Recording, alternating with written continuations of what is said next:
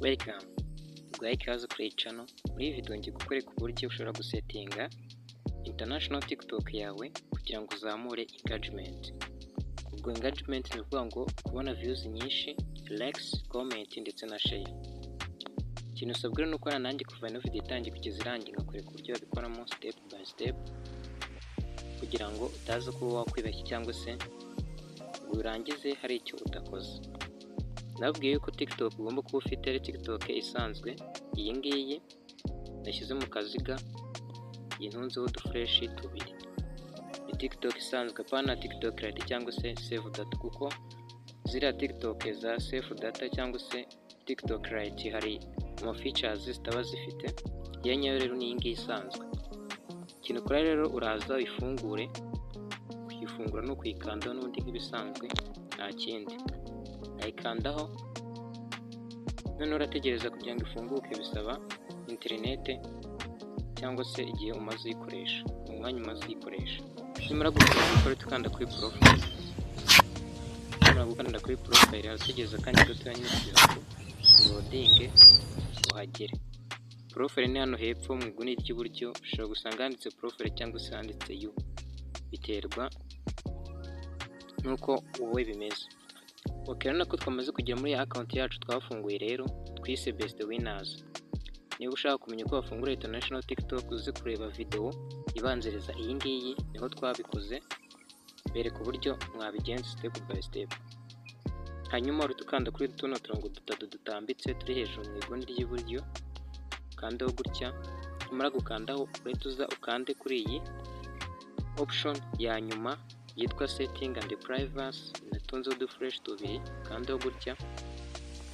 Okay, ubundi utegereza akanya gatoya no kwita bifunguka kagera muri dashboard ya setting and privacy. Hanyuma urabona ko harimo option nyinshi cyane, ariko twebwe tugiye kureba y'ingenzi. Mbere na mbere umenye yuko account yawe ari international atari mu Rwanda. Tukanda hano handitse ngo account, kanda kuri account gutya. Niba utegereza akanya gatoya uhita uza ukanda hano handitse ngo account information, natunze ga fresh, kandaho gutya. Uraza kuhita bakwereka yuko email yawe na phone number. Ni ukuvuga ngo hano iyo iri mu Rwanda cyangwa se mu kindi gihugu kitemewe monetization bahita babikwereka yuko iri mu Rwanda, ariko twebwe na yuko nta gihugu batubwiye ko iherereyemo. Ni ukuvuga ngo iri muri United States yacu niho twayisetinze. Impamvu rero igihugu cya United States kitari kugaragara aha ngaha ni ukubera ko atari cyo turimo, ahubwo kigaragara muri feature bita account region. Hanyuma rero ikindi, hano nimero ya telefoni ntabwo ugomba kuyishyiraho kugira ngo uzajye ubona views nyinshi. Wenda nzaba kuri indi video ibabwira neza ibintu mugomba gukora kugira ngo mubone views nyinshi, atari kuvuga ngo ni ukuyisetinga nk'uko ngiye kubibereka. Aha ngaha nimero ya telefoni iyo uyishyizeho, video zawe uploadinze kuri TikTok bahita baziha aba contact bawe cyangwa se abantu basevingiye nimero nabo bakazisevinga. Kandi abo bantu ni bake, ndabizi neza yuko udashobora gusevinga abantu bagera mu 1000 kuri simukadi yawe. Urumva rero ibanga ryo kubona views cyangwa se kuzamura TikTok yawe rya mbere ni ukudashyiraho nimero ya telefone, ahubwo ushyiraho email, kuko email yoyo ni system imwe ikorera ku isi yose. Ku bantu bakoresha internet cyangwa se ibindi bintu baba bagomba gukoresha email, kandi email yandikwa mu buryo bumwe. Ariko murazi neza yuko nimero za telefone cyangwa se simukadi ibihugu byose bidahoza code. Murazi yuko code yacu ni 250, ariko izindi bihugu zigiye zitandukanye. Niyo mpamvu rero utagomba gushyiraho nimero ya telefone kugira ngo uzajye ubona views nyinshi. Iyi ni setting ya mbere cyangwa se ikintu cya mbere ugomba kubika mu mutwe wawe. Hanyuma reka dusubire inyuma. Ikindi urabona ko password ushobora kuba wayishyiraho kugira ngo wirinde cyangwa se urinde account yawe ya TikTok. Hanyuma ikindi ngiye kukwereka cyose kukubwira ni ikintu bita security and permission. Reka nze mpabereka. Aha ngaha natunze aga fresh, azikandeho gutya. Umara gukandaho bahita bifunguka ubungubu. Noneho hano hari icyo bita security alert, security check up. manage device ndetse na two step verification. Ariko ibi ngibi nabyo tuzagira umwanya wabyo byo kubivugaho kugira ngo urinde umutekano wa TikTok yawe. Nuko ari byo ngira ngo mbanze mbanyuriremo bibereka. Ikindi cy'ingenzi rero kugira ngo account yawe izajye irebwa cyane, kugira ngo video wa uploading zijye zirebwa cyane, ikintu uri bukore kindi uraza none hano twari twagize ngo content preference. Ahangaha wakandeho gutya undi utegereze, nibimara gufunguka uzaza hano handitse ngo manage topics. Hano natuza ga fresh kandeho gutya, noneho uzatungukira ahantu hameze gutya. Ahangaha uvuga ngo customize your feed to see more or less of the content you like. Hano uvuga ngo kuri ufungura TikTok yawe bagahita bakwereka video runaka. Kiriya nicyo bita suggestion cyangwa se recommendation ya TikTok bitewe na video cya ukunda kureba ubwoko bwazo. Nuba uri ukunda kureba comedy bazakureka video ya comedy, nimba ari umuziki bazakureka iy'umuziki, nimba ari lifestyle, nimba ari nature, nimba ari sport bijyanye n'imikino, nibyo bazahita bagusuggesting. Hano rero bugusaba guhitamo akantu kamwe cyangwa se ukavuga uburyo ugakunda, ubundi ugakanda hano kuri save. Ikindi cy'ingenzi nawe nakubwira mbere yuko dukomeza, urana yuko hano handitse ngo hari hano imbere y'izina hari akantu kakagufura, bivuze yuko iyi account yacu ari private, kandi kugira ngo ubone views nyinshi nuko account yawe igomba kuba public kugira ngo buri muntu wese ayibone, yaba ari umufollowers cyangwa se utari umufollowers. Bivuga ngo iyi ngiyi igufasha kubona aba followers benshi, kuko iyo iri private nta muntu ushobora kubona video zawe atari umufollowers wawe, kandi kugira ngo uzabone umufollowers kandi account yawe ari private biragoye cyane. Bivuga ngo tugiye kugira public. Kugira public nta kindi nanone uri buze gukora, uraza ukanda hano hejuru kuri tuno turongo dutambitse, ukandeho gutya. Numara gukandaho uhita uza hano handitse ngo setting and privacy, kuri option ya nyuma ukandeho. Numara kwakanda uhita uza hano hepfo handitse ngo privacy.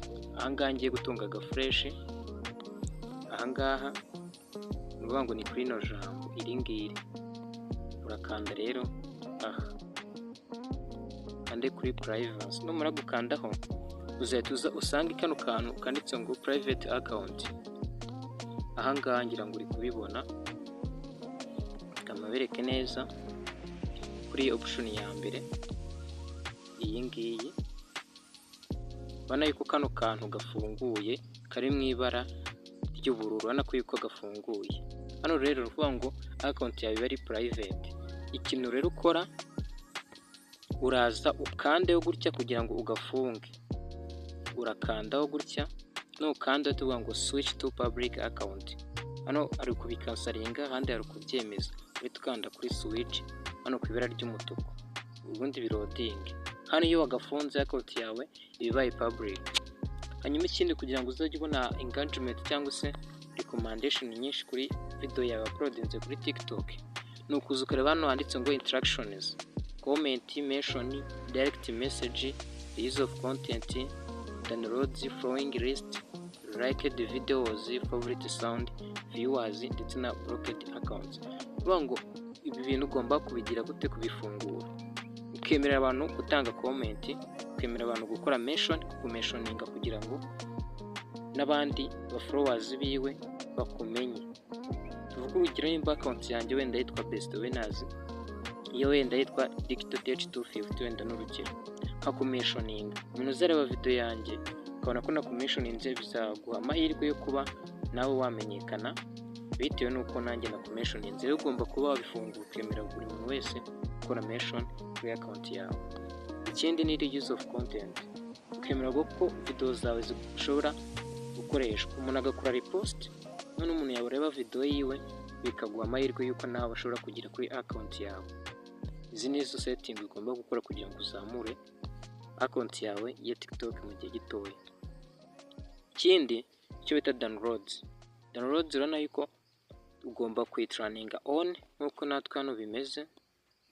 ifunguye kugira ngo buri muntu abashe kuba yadownloadinga video yawe, wenda naba ari kuyireba uvuga ati nayikuye kuri account runaka. Iki nacyo ni ikintu gishobora kuguha amahirwe yo kuzamuka kuri TikTok.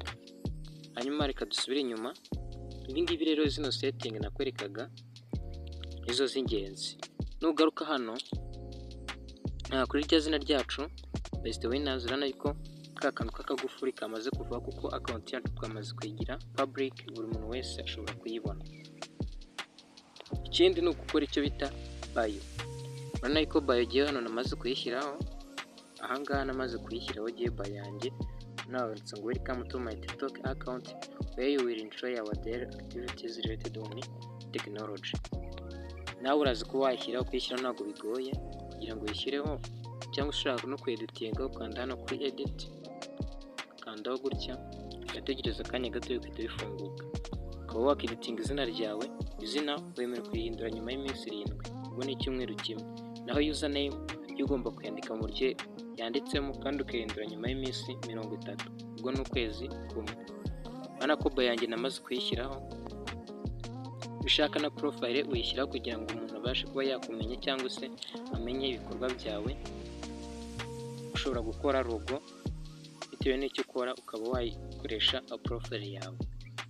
Izi setting rero nkweretse, tuno tuntu nkweretse nitwo tuntu tw'ingenzi cyane ugomba gukora kugira ngo ubone amahirwe yo kuzamura TikTok account yawe. Nimba ari ikibazo ufite uzi kucyandika muri comment kugira ngo tuzamenye uburyo twagufashamo. Mu yindi video yindi ikurikiraho none nzakwereka uburyo ugomba gusetinga account yawe ya TikTok, ibintu ugomba gukora bwa mbere kugira ngo ubone views. Bereke n'uburyo ugomba gutegura thumbnail ya TikTok. Thumbnail ni iriya cover photo cyangwa se ifoto igaragara inyuma ya video mbere y'uko utangira guplayinga video. Twanyuma niyo video nizeye ko wakoze subscribe, like, share na comment, ugafungura inzogera